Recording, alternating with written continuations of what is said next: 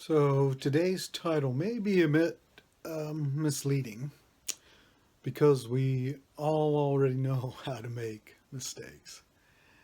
Some big, some with big regrets. But each day we're likely to go through the day making some decisions that we ought not make. This is the one common factor among all of us: mistakes. So, what we want to do today is we want to review how we make those mistakes, and then, of course, look at how we can avoid them in the future. Thousands of decisions are made each day by each of us. And what we want to do is to look at the various choices that we have when we're facing a decision and make the best one available. One other thing most of us have in common is we don't enjoy making mistakes, and we certainly would like to avoid them. So, with that, let's look at what we do and what we wish we didn't.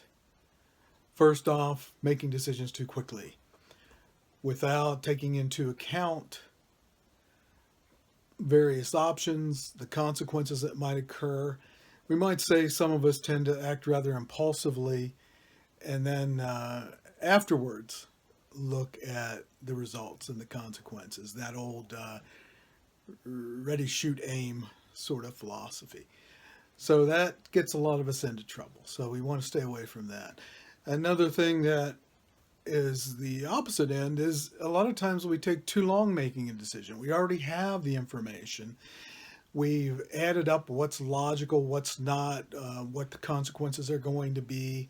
But for fear of making a mistake or not pleasing other people, or for whatever other reason comes into play, we essentially decide to decide by not deciding.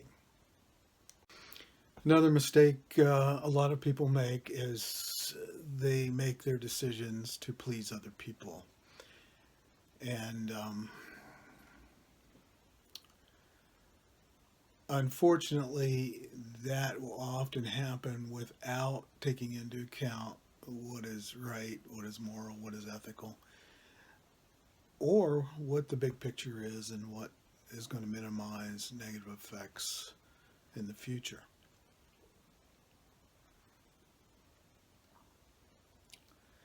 Another mistake that so many make is making decisions while in an emotional state, especially anger, so that, again, it's not really looked at from a standpoint of logic. When emotion walks through the door, emotion tends to jump out the window.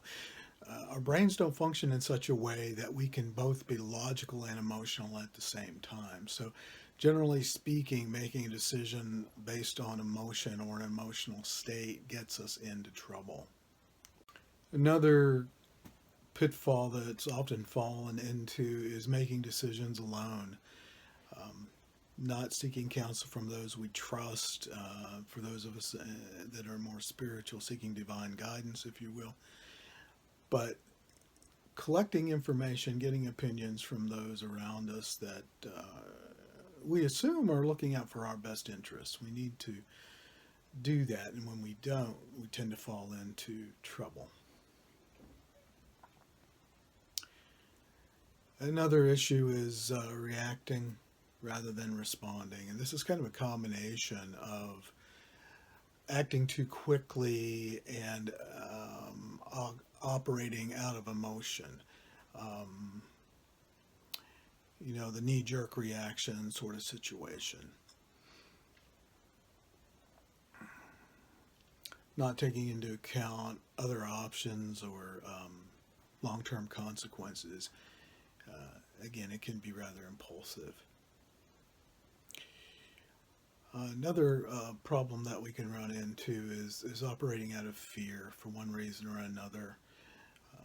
We let our decision being made out of fear. Now, there are dangers out there that we do need to take into account. What, of course, the problem is with fear is fear can hold us back from tremendous opportunities. People that have been tremendously successful have often failed, many, many times before they actually succeeded. But they didn't let their fear of failure nor the fear of what was blocking their way stop them from what their dream was. So fear can be a real problem. Now let's look at how to make some good decisions. What do we need to do to make good decisions? First of all, we need to recognize what we were just talking about and oppose that process, oppose those things that get in the way, oppose our own patterns, our own history that have gotten us into trouble. And part of that is being honest with ourselves and just recognizing that that happens and that I am prone to do that. And if I'm not careful, I'll do it again. The one common denominator when things go wrong repeatedly is me. I'm the one that's always there in that situation, dealing with whatever it is I'm dealing with. Another thing that helps me make good decisions is to be informed. I need to collect information. I need to be talking to others. I need to look at what choices I'm facing in a cold, rational way. I also need to assess my own motives. Why am I doing what I'm doing? Is this for the good, for the greater good? Is it selfish? Is it simply about me and what I want? Am I not considering others, as I make these decisions? I need to be honest in that area too, because there are, I believe, moral and ethical issues that we need to deal with as we make choices.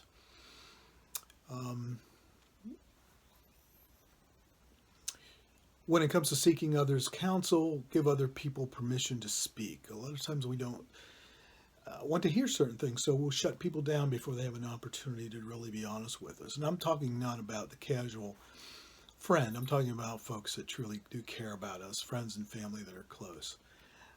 Allow them to be honest. When people get the idea that they're not going to be heard or don't want to be heard, they tend to shut down and then not give us their opinion, sometimes when we really, really, really need it. Another thing we should keep in mind is that we shouldn't be deceived by thinking I am the exception to the rule. This is that old.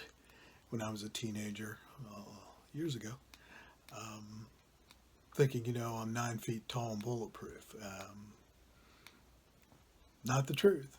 It's just not the truth. I may think it, I may like it, I may want to be it, but it doesn't change the reality. I'm not the exception to the rule. Bad things happen. Bad things happen to good people. Another thing I need to be aware of is wishful thinking.